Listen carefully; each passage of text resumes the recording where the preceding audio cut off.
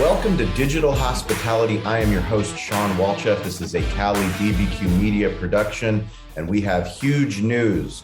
For those of you that have been fans of the show, we have been working very hard for the last year and a half to launch our second podcast called Restaurant Influencers.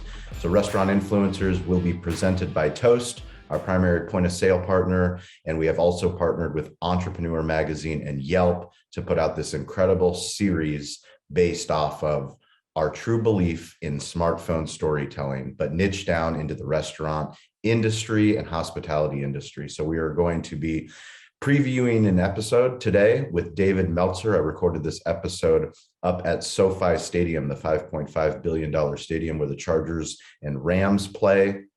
We hope you enjoy this episode. We hope you subscribe. Please go to restaurantinfluencers.media, where you can sign up for our email newsletter and all the details about the upcoming show. We will be looking for guests. So people that are dominating on Twitter, people that are dominating on TikTok, on Instagram, on any platform that appears on a smartphone, we want to know their secrets to smartphone storytelling, and we want to highlight them on the show. We hope you enjoy the show. It is going to come out first week in January.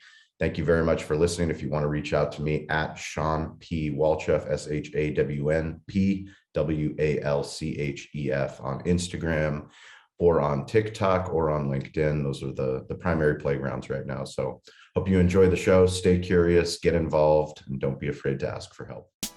In life and in business, we learn through lessons and stories. I'm your host, Sean Walchef, founder of Cali BBQ Media. We have a very special guest. We have my media mentor and friend, Dave Meltzer. Dave, welcome to the show. Hey, thanks for having me there.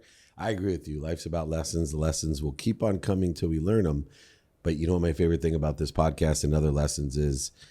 You will forget every lesson that we teach you. So grab a pencil, grab a pad of paper, create a system to remember and reposit those lessons, and you'll be a lot better off.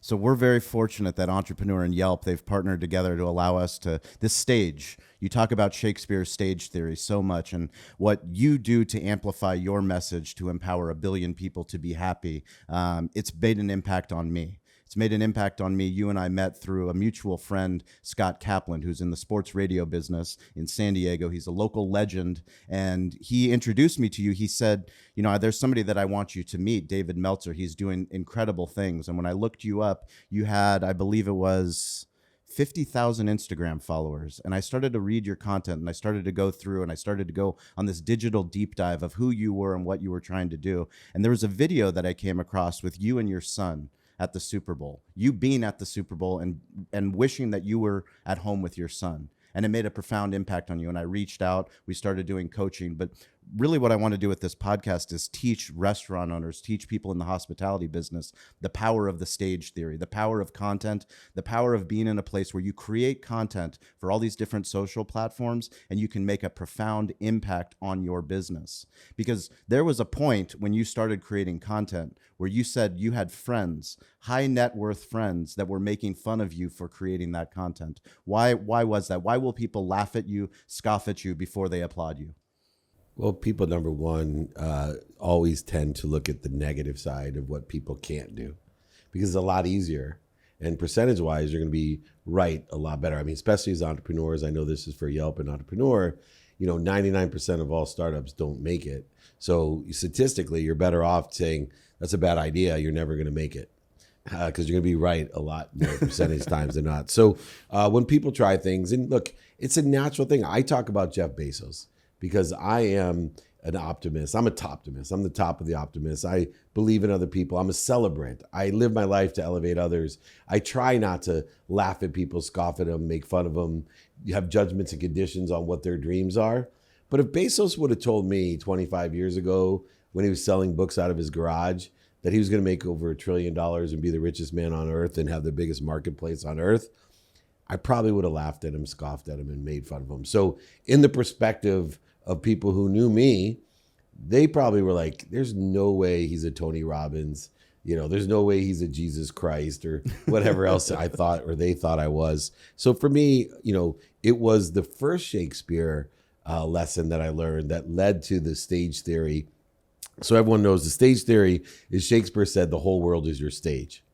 And through social media, that became true. Yes. The whole world is your stage. So if you're a barbecue dude, the world is your stage. But the part that I didn't teach everyone is the first Shakespearean lesson, which is most important.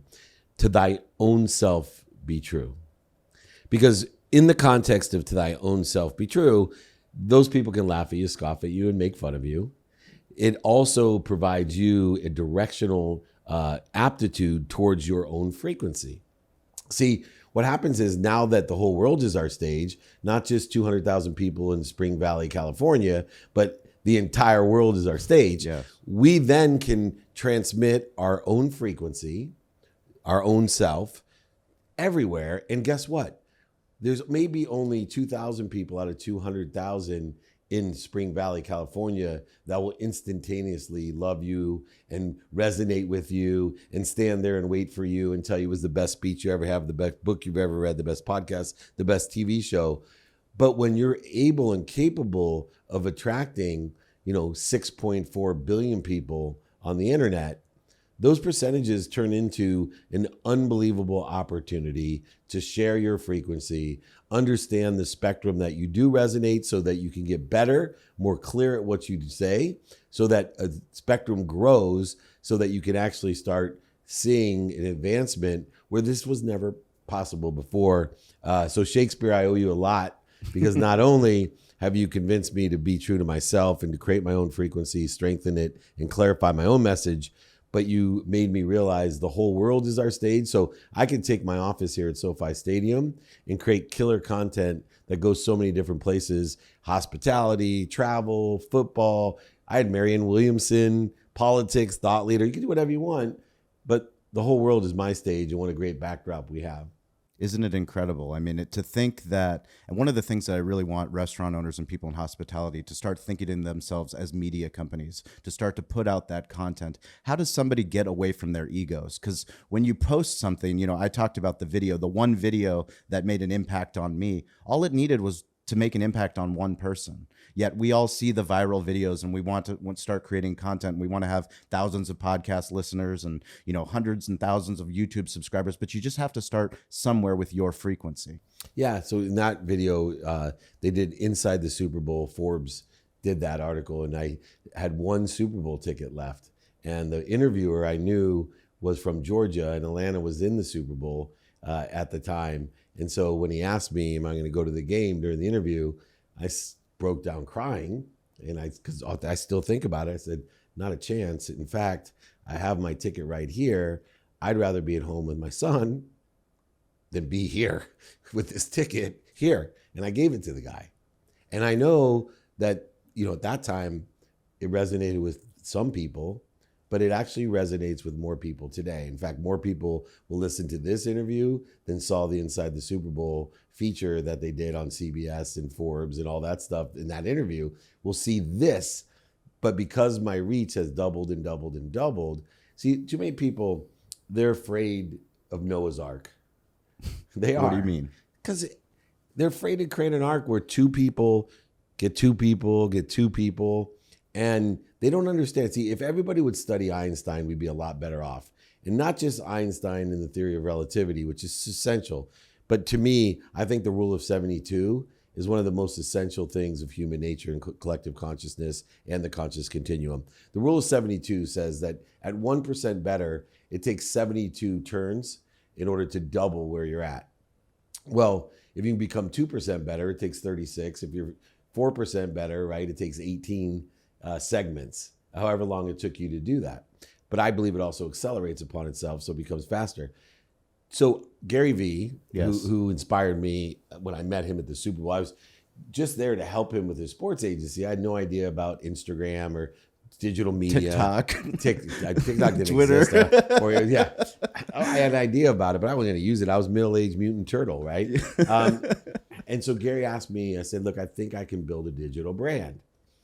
He said, of what? I said, of me. I have this eclectic background and a different message. What do you think? He said, absolutely, you'd be incredible. He said, well, what would be your goal, though? Too many people just do it to do it. I said, oh, no, I want to empower over 1 billion people to be happy by teaching people to make a lot of money, help a lot of people, and have a lot of fun. And he said, really? He said, so what would you think would be successful for year one? I said, I want 2 ambassadors.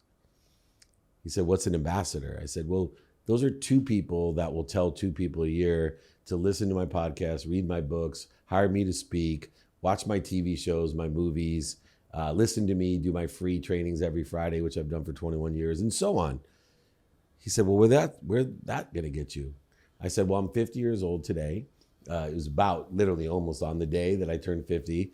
I was born January 11th at 111, and it was just like 12 days after that at the Super Bowl. Anyway, I said, imagine if I get 2 people a year that will get me 2 people in 20 years, right? In 5 years, most people would quit because you'd have 64 people getting you 64 people.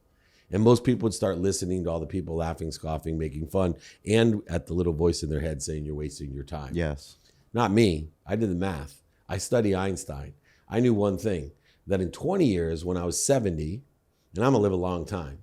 So when I was 70, I'd be the most popular 70-year-old in the world because I would have 2 million people, ambassadors, telling 2 million people, right, to watch, listen, hear, hire. 2 million people. This is a pretty god-darn big stadium behind me. It's That's an incredible 80,000 people. Yeah. On average, that's how many people watch every video 10 times a day today. On your this day. And platforms. people don't appreciate that. Yeah. They don't appreciate 2 million people. They don't appreciate 2 times 2 times 2 times 2 over 20 years because they start listening to all the voices of what's missing, what they don't want, or what other people want for them. And that's not what I want for me. I want to empower over 1 billion people, and I'm going to get there finding 1,000 people like you to give me 1,000 people to get 1,000 people to be empowered to make money, help people, and have fun. 1,000 times 1,000 million, million times 1,000 a billion. It's not that difficult. It just takes time. I absolutely love that. One of the things that one of my best friends, we say a rising tide lifts all ships, and obviously it's a famous quote. There's also a rising tide lifts all boats. And my best friend Jack, he told me, he's like, do you know the difference between a ship and a boat? Do you? No. Yeah, I didn't either. He said, well, a boat can fit inside a ship. A ship can't fit inside of a boat. And it was very impactful for me because that's how we approach barbecue business, hospitality business, podcasting business. But it goes back to your Noah's Ark. You're looking for ships. You're looking to recruit other ships. And all you need is one Sean Walchef that can go and carry my message, that can share an Instagram story, that can share a TikTok video and say, hey, listen, look at what Dave Meltzer's doing. When you think about what you've created here, now you have a podcast studio inside SoFi Stadium, $5 billion stadium where the Chargers and Rams play. When you think about what you do, how can you think bigger?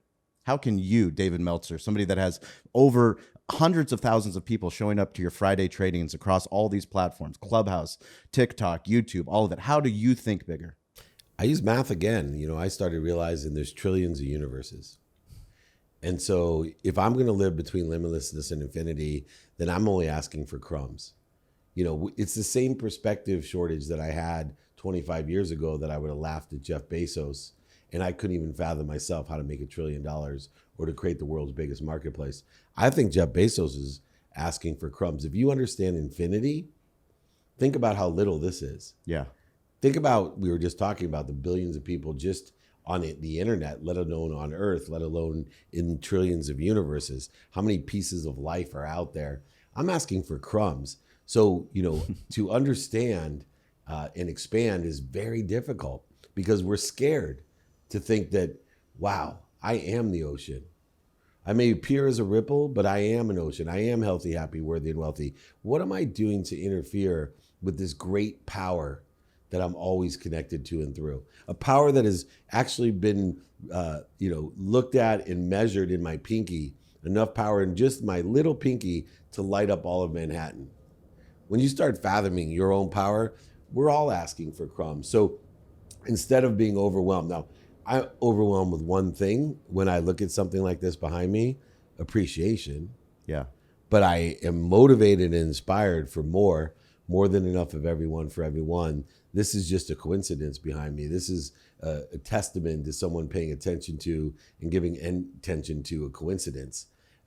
It's materialized here. But imagine, this could just be a boat.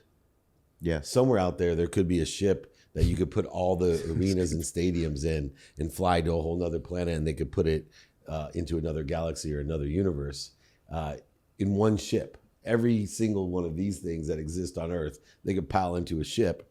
Yes. These are just boats. But our minds, they scare us. We're not afraid, right? We're afraid of the unlimited power that we have. We're not afraid of not having power.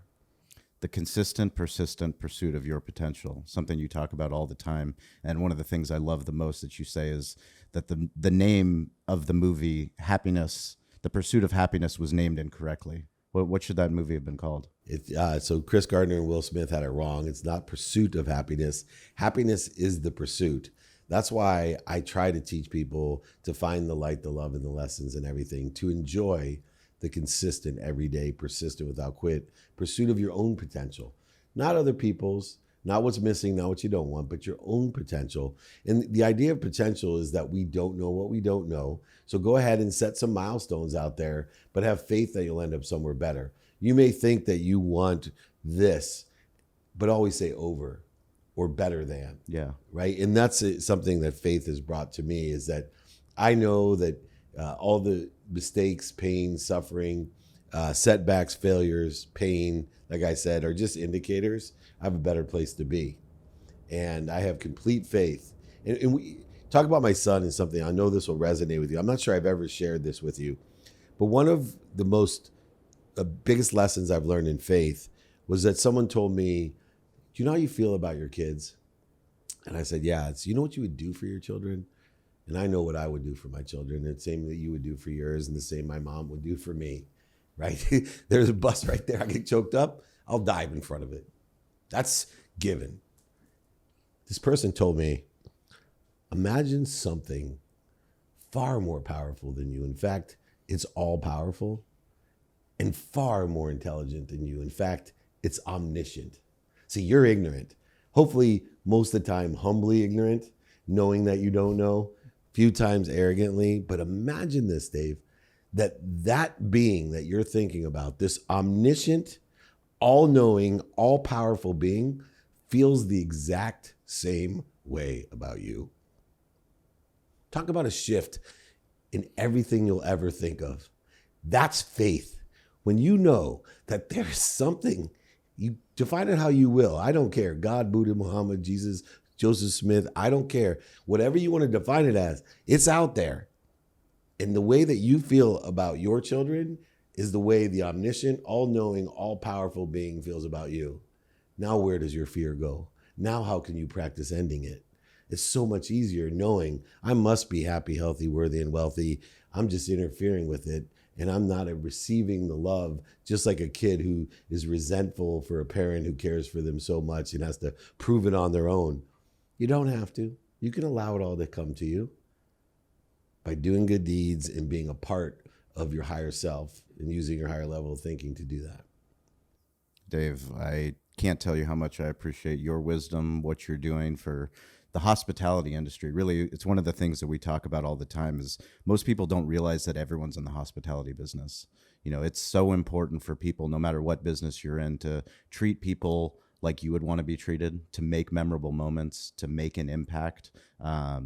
For us here at Restaurant Influencers, this opportunity to launch the second podcast, to teach restaurant owners, to highlight other people that are doing incredible work all over the globe, because this isn't just about the United States. There's so many incredible people in hospitality on all corners of the earth, and the things that you're doing to help them, to empower their communities, to empower their villages, it's awe-inspiring. And you know, I know I'm exactly where I'm supposed to be. And that's, you know, part of why we do this podcast is to empower the listeners to know that no matter what you want, to think that I would be at a $5 billion stadium with my media mentor, you know, on a Tuesday, as opposed to cooking ribs in my restaurant in Spring Valley. Anything is possible, and this is just the beginning. So how can people find you? I know David Meltzer is easy. They can Google that. But most importantly, what do you want them to impart from this podcast? First, they need to put a Cali BBQ in this stadium and improve the food. Well, I know somebody that could help make that happen. Absolutely. A little Everbowl for dessert. But more important, there you go. I got my San Diego. There you go, Jeff Fenster. Well, Fenster is a restaurant influencer. We will get him on the podcast for sure. For sure. I've been mentoring him for years. David@dmeltzer.com is my email. join me. I will send you my book, ebook, audiobook. I will sign a book, send it to you, pay for shipping. I'll pay for the book, of course. I just want to empower people with what I teach. Every Friday I have trainings, david@dmeltzer.com. If you email me, I will email you back. Please reach out, david@dmeltzer.com. Stay curious, get involved, and don't be afraid to ask for help. Thank you, David. You got it. Thank you. Congrats.